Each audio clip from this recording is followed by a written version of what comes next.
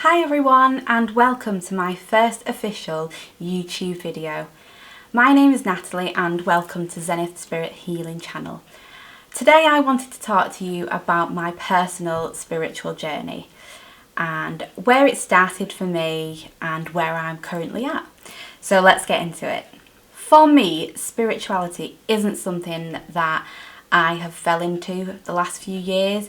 For me, it isn't a TikTok witch trend. It isn't something that I've seen on social media. For me, spirituality is something that I have been living my whole life. Now, a little introduction. I actually grew up in the Mormon church.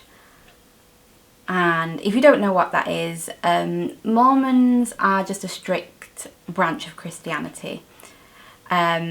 So my whole childhood I learned about the church, I learned about Jesus, I learned about having faith in God. But my personal experience in the church was feeling really othered, alone quite a lot, and I just didn't feel like I really fit in. I didn't fit into that church community. And I questioned a lot. I had questions of why do you have to pay to be closer to God? Why are only the men leaders? Why not the women? And why does someone else control what I can and can't do? As a teen, I stepped away from the church. And that isn't anything to do with the people. It isn't anything to do with the church. I just needed to explore my own path, and I felt the church wasn't the path for me. But I never stepped away from the idea that there was something bigger than me. I always had the idea that there was a God, or there was something bigger than me. There was life after death. And my personal experiences had taught me that there definitely is life after death. When I was younger, I lived in a really haunted house growing up. It was absolutely terrifying. I had regular encounters with ghosts and the paranormal, and even poltergeist activity. These experiences left not just me, so I knew it wasn't just a me thing, it left my whole family absolutely terrified of what was happening in that particular house. I have witnessed communication with evil spirits, and I don't take this lightly at all. And it's not something I would encourage. Don't actively seek communication, but it was happening and it was terrifying. So I knew that there was life after death. I would be so scared at night. I would sleep with a Bible under my pillow, and I would pray and pray for protection and pray that the spirits would go away. I think that might be a whole other video in itself. My experiences in this horrible haunted house. Moving on to my late teenage years.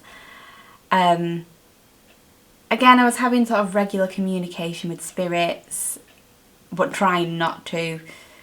And when I was 18, I had my first proper tarot reading. It was a little bit wishy-washy, and I was going through a bit of a bad breakup at the time. And some of the things, looking back, what she said to me did come true, but again, that could have been purely coincidence. I've always loved spiritual things growing up, so I've always been interested in astrology. I love the idea of past lives and karma. I like the idea of witchcraft. I don't really resonate with the sort of dark side of witchcraft and like the Halloween-y kind of side to witchcraft, but I prefer the term wise woman or healer and the things you would have been accused of being a witch for, I suppose. So when I was 22, I was given a book called The Secret, and that was my gateway into manifestation. And this was back in 2011. So this was quite a while ago. Yes, I'm old. Reading The Secret, a lot of things began to click into place of how we were more in control of our own destiny than we thought. that it isn't all mapped out essentially from birth, that we have got control in our choices.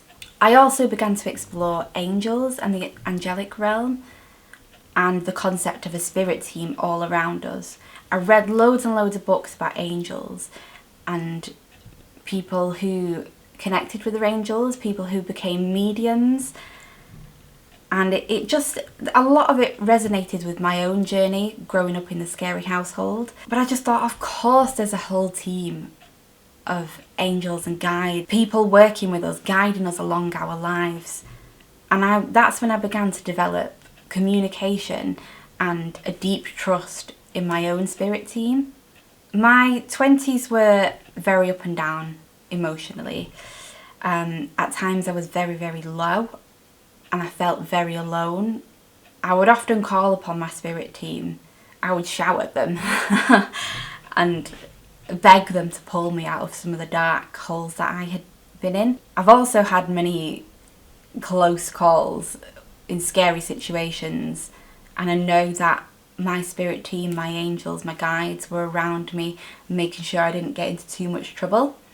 As I came to the end of my 20s, I reached a really, really low point, and I was at a really, really low point in my life, and I had a reading. This reading was a lot more accurate, and it switched on many personal lights spiritually for me. I gained a lot of clarity about my life and my path during that reading. And at this point as well, I was having really, really vivid dreams. And a lot of these dreams were actually premonitions. So I was being shown things that were going to happen in my life. And it wasn't a case of it happened because I'd seen the things in the dreams. They were like really, really random. And sometimes there were bits of information for other people. I'd dreamed a few times about people being pregnant and they hadn't told me yet. And I told them. I would also have visits from people. So people that died and people that I knew in my life but hadn't seen for a long time. I felt like the dreams were far too vivid that we were actually meeting up in dreams. I've done a lot of astral travelling, very, very strange dreams, which I now look back on and think, yeah, that was definitely astral travel. I can't really say that I've had a definitive spiritual awakening, and I haven't really been through a desperate amount of trauma, which is what happens to a lot of people. They'll get their spiritual awakening through like a trauma, like maybe the death of a loved one or near-death experiences. But I've never really had a definitive spiritual awakening because I feel like I've always been awake, and there's like different doors that keep opening to me and different doors of connection. So I do suppose I open up a little more depending on my experiences, but I've not really had a definitive I was asleep and now I am awake. More recently, around COVID, that is when I started my crystal journey. So I was given a gift of some tumblestones, some rose quartz tumblestones, and it just kind of went from there. I loved looking at different crystals. I loved exploring the names and the types of different crystals. I loved what all the different healing properties are, and I loved learning about them. And I read so many books about crystals, and I continue to do so as well. And I also started learning tarot, learning how to read the tarot. So mostly I only read tarot for myself, but I have done readings for other people. I can do readings for other people, I just get a little bit nervous when I do them. I Mind, Body and Spirit Fair, I went for a crystal Reiki healing.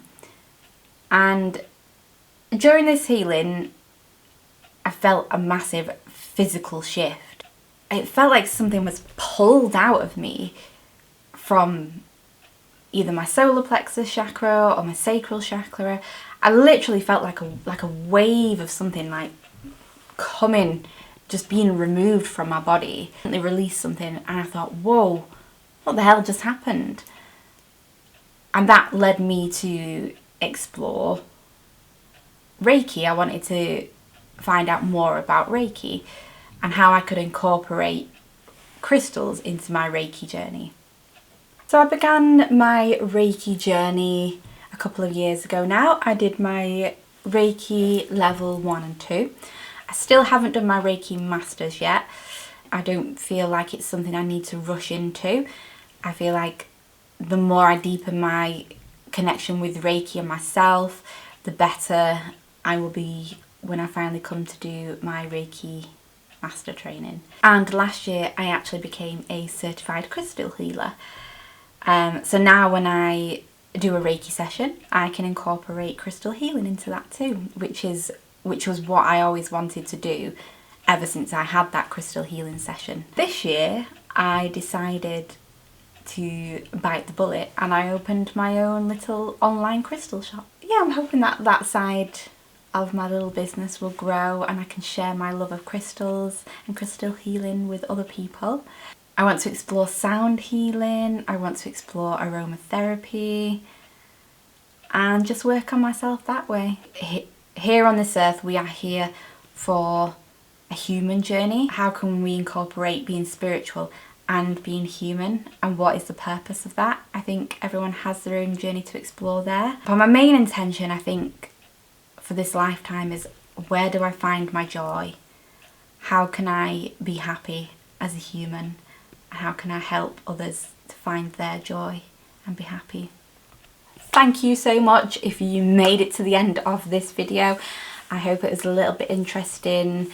I hope it's inspired you to maybe explore some of the avenues that I have myself. I'm probably going to do some more videos about manifestation and maybe my Reiki journey. Lots of love and hope to see you again soon.